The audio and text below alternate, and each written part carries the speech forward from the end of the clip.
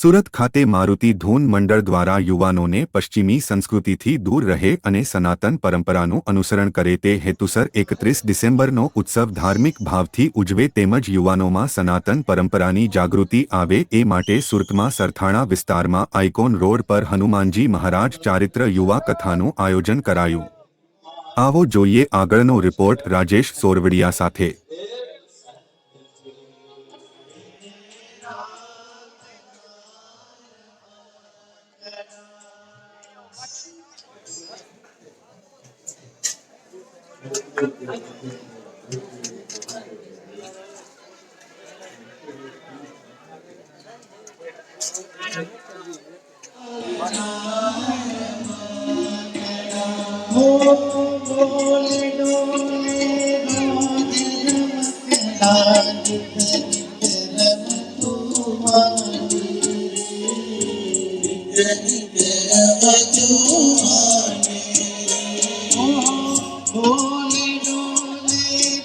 तो राम ने नामे पत्थर खाली नो तो रावण ने नामे तो आज लंका ने वाली मुझे बात पूछी रावण ने नामे पत्थर पीड़ा रावण ने नामे पत्थर पीड़ा आज जब घरे खावा आयो ने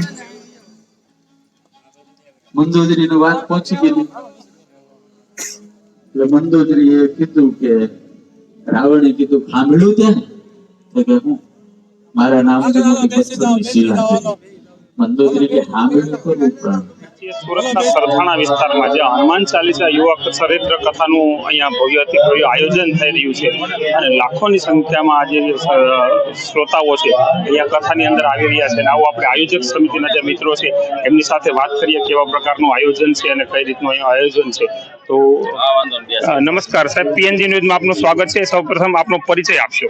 મારું નામ મયુર ગોંડલિયા છે। હું અત્યારે આ હનુમાન ચાલીસા યુવા કથાની અંદર એક ગેટ સમિતિની સેવામાં ઓકે, અહીંયા અંદાજિત રોજે કેટલા લોકો આવવાના છે? જે શ્રોતાજનો છે અંદાજિત કેટલા લોકો આવવાના છે? એવું અંદાજિત 1 લાખ થી 1.25 લાખ લોકો રોજ આવે છે અને દિવસે ને દિવસે એ સંખ્યા વધતી જાય છે।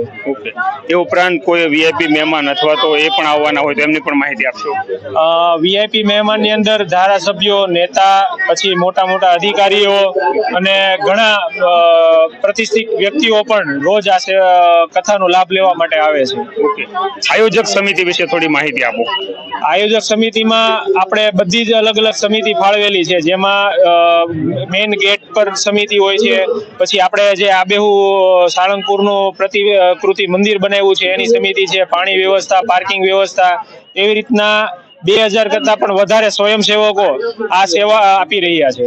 ઓકે, એ ઉપરાંત આ કથાથી સુરતની જનતાને અને એ ઉપરાંત ગુજરાતની જે જનતા છે, કારણ કે હનુમાનજી મહારાજની ચારિત્ર કથા લગભગ ગુજરાતની ધરતી ઉપર પ્રથમવાર થઈ રહી છે, તો યુવાનોને યુવા કથા એવું ટાઇટલ આમાં આપ્યું છે, તો એને પ્રેરણારૂપ કઈ વસ્તુ છે આની? અત્યારે જે યુવાનો ગેરમાર્ગે દોરાઈ રહ્યા છે તો એ લોકોને સાચા માર્ગ દેખાડવા માટે, આપણી સનાતન સંસ્કૃતિની જાણકારી આપવા માટે એક આ કથાનું આયોજન કરવામાં આવ્યું છે। એટલે જ આનું નામ શ્રી હનુમાન ચાલીસા યુવા કથા આપવામાં આવ્યું છે। અને 31 જ્યારે લોકો વેસ્ટર્ન કલ્ચરના મોહમાં ઝૂમતા હોય છે ત્યારે આપણે અહીંયા એક હનુમાન જન્મોત્સવનું આયોજન કરવામાં આવ્યું છે કે જેથી વધારે યુવા લોકો અહીંયા આવે। અને અત્યારે તમે જોઈ રહ્યા હોય તો જેટલા લોકો આવે છે એમાં મોટી સંખ્યામાં યુવાનો જ વધારે આવે છે। ઓકે, એટલે આ કથાનો મુખ્ય ઉદ્દેશ એ છે કે જે 31 ડિસેમ્બરે જે આપણી સનાતન પરંપરાની જે લોકો છે એ વેસ્ટર્ન કલ્ચર અપનાવે છે, એની જગ્યાએ હનુમાનજી ચરિત્રની કથામાં આવે અને આપણા સનાતન પરંપરાની ગરિમા જળવાય, એ રીતનું આજની આ વ્યવસ્થા છે। ઓકે, તે ઉપરાંત આ કથાની અંદર સમાજ નિર્માણથી રાષ્ટ્ર નિર્માણનો એક મહત્વનો જે સંદેશ છે એ પણ આ કથાના જે આયોજક સમિતિ છે એના દ્વારા કરવામાં આવે છે। અને સામાજિક રીતે એટલે કે જે લોકોને વાસ્તવિક તકલીફ છે એવા લોકોની મદદ માટે પણ આ સમિતિ અહીંયા કાર્ય કરે છે, એના વિશે પણ આપણે થોડું જાણીએ। સાહેબ, આ જે કથાના આયોજક સમિતિ છે જે મારુતિ ધૂન મંડળ, તો એ ધાર્મિક વાતાવરણ તો બરાબર છે, પણ એ સાથે સાથે સમાજને ઉપયોગી કઈ કઈ પ્રવૃત્તિ કરે છે એની પણ માહિતી આપો। સમાજને ઉપયોગી પ્રવૃત્તિની અંદર અત્યારે આ કથાની અંદર એક એવી વ્યવસ્થા કરવામાં આવી છે જેમાં 2500 થી વધારે ગંગા સ્વરૂપ બહેનોને અનાજની કીટનું વિતરણ કરવામાં આવશે।